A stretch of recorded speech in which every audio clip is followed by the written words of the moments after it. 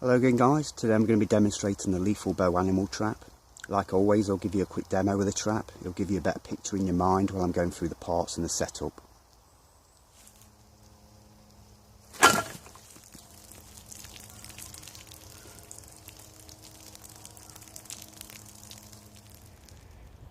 Okay, we'll go through the parts. We've got the two support posts. Depending on the size of the animal you're planning on harvesting is going to determine the size of your posts. The bigger, the taller the animal means you're going to want to bind your bow at the correct height of that game. These posts are about 1.10 m long, spiked at one end and tapered at the other. When these posts are driven into the ground, they're going to be about 10 centimetres apart from each other. Right, the next part is the bow. You could just make a simple bunch bow, which is just 2 to 4 strips of sapling, ideally of equal thickness, and then just bind them top to tail, so you've got a thick and a thin end at both ends of your bow. I don't really like these type of bows, they're really shite. The thin sapling strips, they tend to dry out really quickly.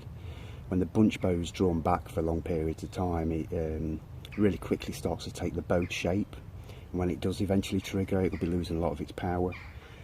What I do prefer to use is the tillered stick type bow.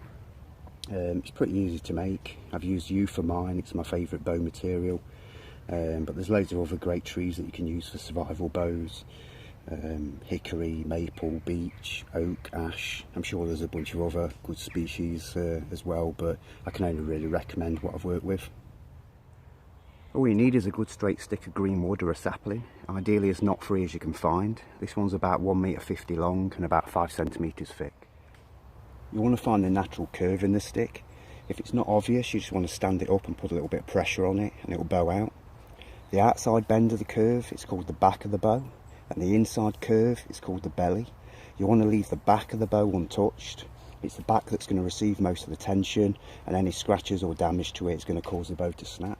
Okay, I'm going to start removing material from the belly of the bow, start tillering it and get it tapered in.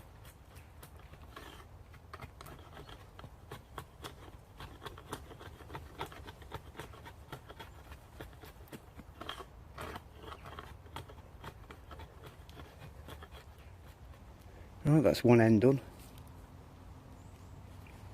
Now I'll just do the other side.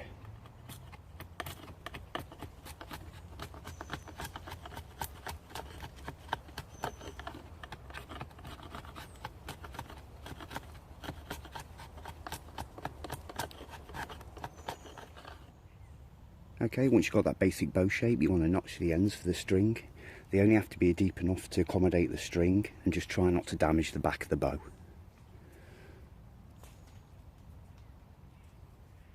When it comes to the string, I'm sure there's dozens of materials you can use, both natural and man-made. Linen, hemp, sinew, rawhide, bank line, paracord, or even just a bootlace if that's all you've got. I'm just using a piece of 6 mm cotton cord. It's all I've got, but it will do the trick. I'm going to be using a bowline knot on both ends of my string.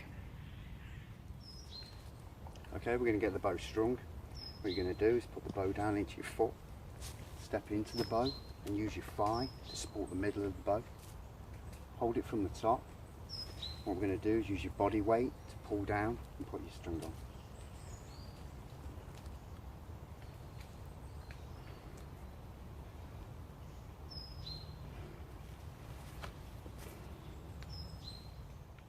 When you've strung your bow, ideally you want about 5 to 6 inches from your handle to your string, which is about 13 to 15 centimetres. Now it's strung, I'll draw back on the bow and see how it's curving. When I find it's curving more on one side, I'll just remove a bit more material on the opposite side, and I'll just repeat this until I'm happy with it. Once the bow is binded to the posts, I'll weigh the draw weight of the bow and I'll find out what power we're getting from it. The next part is what I'm going to call the trigger stick. The length depends on the draw of the bow, so it's best to make it a bit longer and then just trim it down when you're setting it up. You want to use a strong deadwood stick for this part. This is going to be holding the draw weight of the bow when it's cocked, so you know, it really has to be pretty strong. The next bit I'm going to call the trigger board. I've used deadwood for this piece. It's about 35 centimetres long and about 5 centimetres wide. And then I've just beaver cut around the bottom. This is where the tripwire cordage will go from here across the trail to your peg. And then the peg sharpened at one end and tapered at the other, and then I've just beaver cut around here, and that's just to accommodate the trip line cordage. Right, the last part other than the cordage are the spears, the arrows, whatever you want to call them. No fletchings are needed. Arrows are fletchings to stabilise the arrow and put a rotation on it as it flies through the air. These arrows are only going to be travelling about 40-50 centimetres before they hit the target, so they're just not needed. For the shafts I've used hazel, and then I've just notched it on one end, on the thickest end. That's just to accommodate the bowstring. You can just select straight pieces, add your head and you're good to go, but if you've got a bit more time, you can collect a load of nice straight shafts, debark them and bind them together. They'll dry a lot straighter that way, and then you can perfect them a little bit by hand or just heat them over a flame and straighten out any kinks. I've made a few different heads. You could just fire harden and sharpen the tips of the shafts, but I found they fly a lot better with a weighted head, plus they'll cause a lot more damage when they do hit the target. You could just add regular arrowheads if you have any, but anything sharp and pointy will do the job. I've binded most of these with an epoxy glue, but pine pitch glue, when it's made right, dries just as hard as epoxy. Just a few examples of heads. This is just an old decorating scraper that I've cut to shape and sharpened it up with a file, but they're really sharp, and yeah, they're probably my favourites. This is just an old one from a couple of times ago when I practiced this trap. It's been dinged a few times, but I'll still put it through the trap again. This one's just a piece of glass. It's not very pretty, but again, it's very sharp. On this one, I've just fire hardened the tip and then sharpened it. Again, I'll put that through the trap. These really are just examples of different heads, natural materials that you can stick on the ends of these things. This one's, my camera's not focusing on it, but it's a bone tip. And this is actually on a crossbow bolt that I've made. I've got my little homemade crossbow out today, testing it out as well, so these are really just examples. This is just oak, been fire hardened, and you can get some really great heads with these. You can make them pretty big, you know, they're obviously the wood's a lot lighter than metal, so you can get some pretty nasty heads on there. And then this one, probably not the best material, it's slate, but it's really easy to work with. You know, you can make them really quickly. Obviously if it hits bone or hits a tree, it's going to break, but you know, if it hits flesh, it's going to pierce through it. So yeah, they're really just examples, these ones. These are, you know, like I said, they're just crossbow bolts. Right, that's all the parts. I'll quickly get it set up and I'll give you a few demos of the trap. I found a nice deer trail. I've driven in both support posts to the side and facing the trail. I've binded the bow at the correct height for my game. Hammered the peg at the opposite side of the trail. I've binded the trip line to the end of the trigger board. I've drawn the bowstring and I've cut the trigger stick to the correct length. While the bow was drawn, I measured out the trip line cordage and tied it to the peg. Before I on the trap, I'll quickly measure the power of the bow.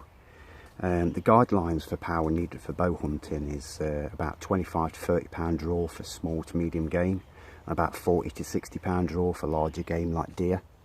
I don't think this trap needs as much power as what they recommend because it's such a close range that you're going to be shooting the animal, but it's still good to have you know, inside that guideline. I'm using this to weigh the draw weight on it. I'll set it to 0. And I'm going to pull it back as far as my trigger stick.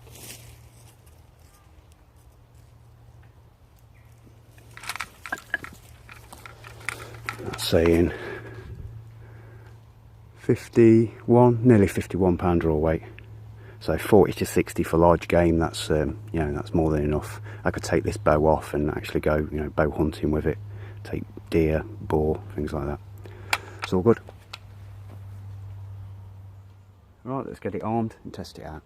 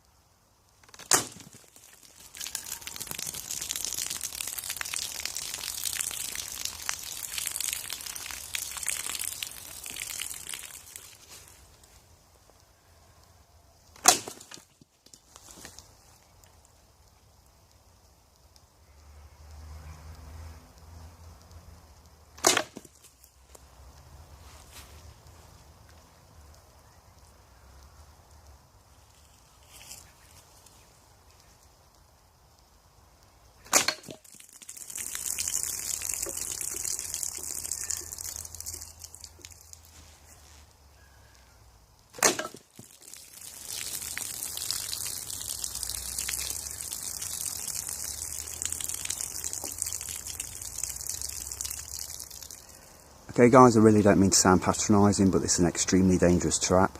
Once this thing's set, you don't want to go anywhere near the direction to where it's pointing. When you're practicing this trap, you don't always need to put a lethal point on your arrows either. So yeah, please don't leave these things set in public woodlands where a dog or maybe a person's going to walk into it. This trap's a killer and it doesn't really care who it kills, so yeah, just take care guys. Okay, thanks for watching my video. If you enjoyed it, please like, comment, share and subscribe.